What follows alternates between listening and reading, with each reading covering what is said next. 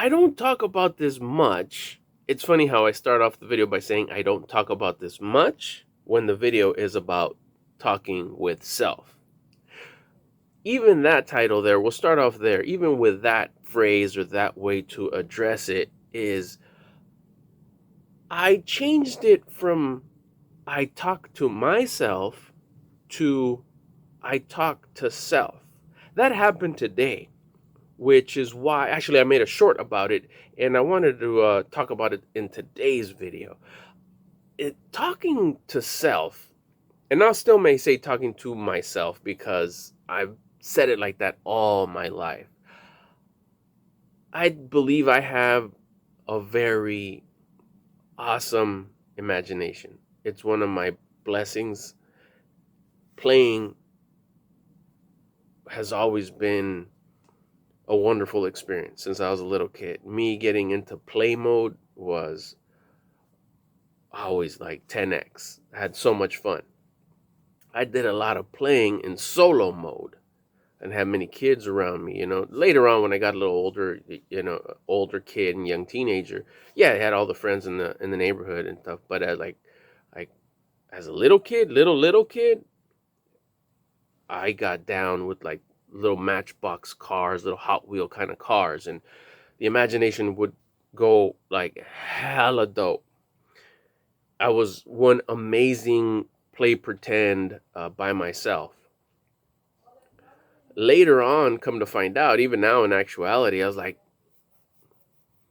that's what actors do. Maybe I would have been a good actor. Maybe I wish somebody maybe would have like seen this in me and said, "Hey, you know what? You have pretty you get pretty deep into your imagination and during your playtime. Have you ever like let's put you in this scenario and see if you could do well there as an actor. Who knows? Maybe I would have stunk and wouldn't have done well.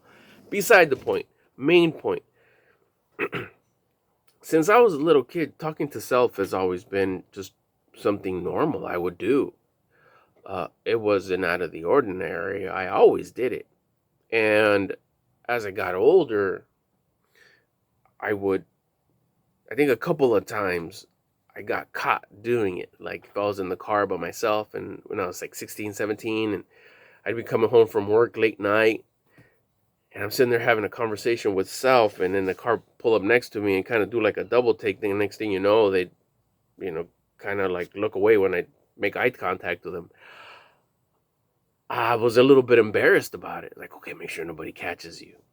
Um, but now looking back today, especially, I kind of like did a little like history check in my life and realized I did it quite a bit in the shower, drives by myself for like the ideal time to have a great conversation with self. And as I started, when I started working on myself, it got a little bit more instead of like silly conversation because they were like anything from like make myself laugh okay, yeah, conversations to serious talks to emotional let out what I'm feeling about something that didn't work out, something I was upset about talks.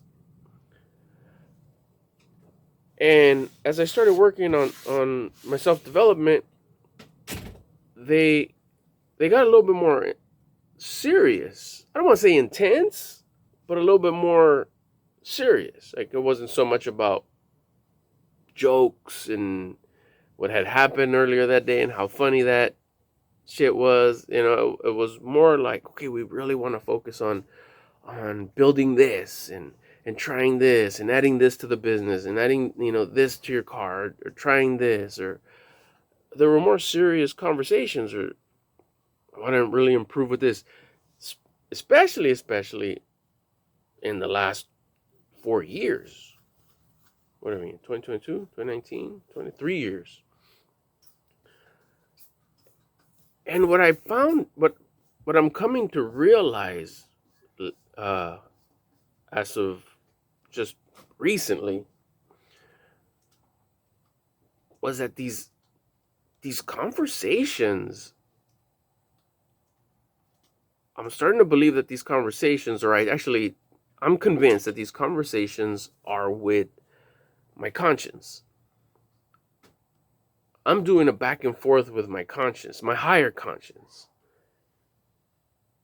with myself, with my present self.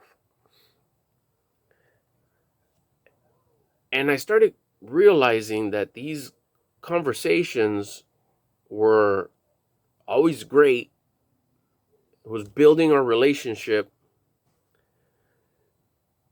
And also, I would get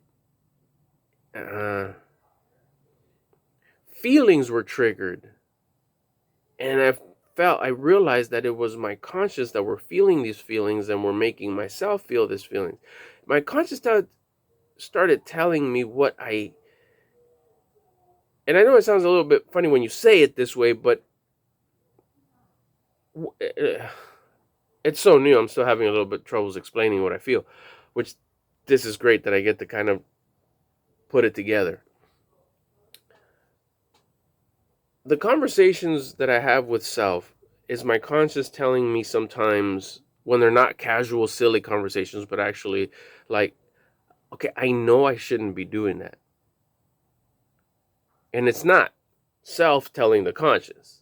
It's the conscious telling the self.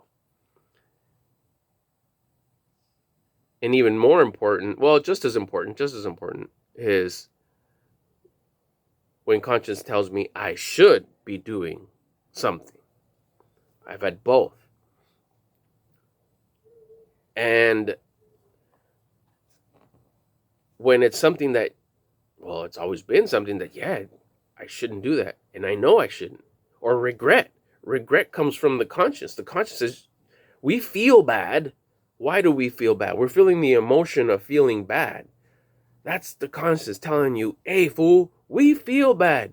You shouldn't have done that. But you did. You messed up.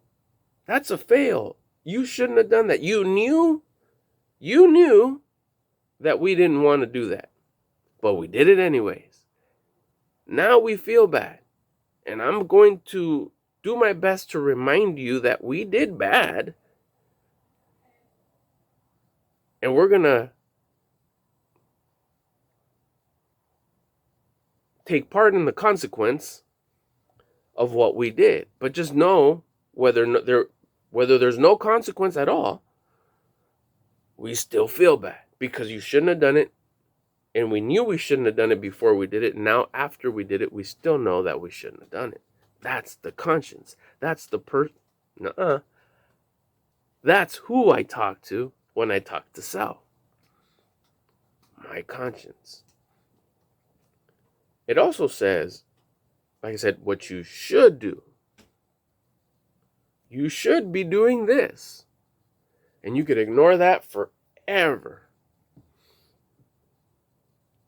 And I won't get into details and stuff. Maybe for other videos we'll talk about details. But I think everybody in their heart knows or hears, or is it hears? I don't think it's not a physical hear. It doesn't go through your ear hole and you hear it that way. But it's that silent conversation. Or maybe if you're like me and you do talk to self like physically, you do hear it. It goes from here to here. But you know what you should be doing if you're at all considering improving your life, living a better life, becoming a higher version of yourself, becoming the version of you that you would admire, creating a better life. The moment you start thinking of the idea, wow, well, maybe I should like improve myself, right there. Hello, conscious. Well, you know you shouldn't be doing this. And you know you should add this to your life. And for many, many, many years, it's easy to say, we'll start later. Yeah, we should, but, or meh, or I can, it's so hard. That one I've used a lot. I don't know why it's so hard. Well, there's a series of things that could happen, that need to happen in order for you, Albert, to not think that that's so hard, or to not feel that part's so hard. You think that part is hard? It's because that's part 7. You still gonna need to go work on the easy part, which is step 1, step 2, step 3, 4, 5, 6. That way, if you do all those, 7 will be a dominating, something that you could dominate. But right now, you're competing with it. You don't want to compete. You're gonna lose.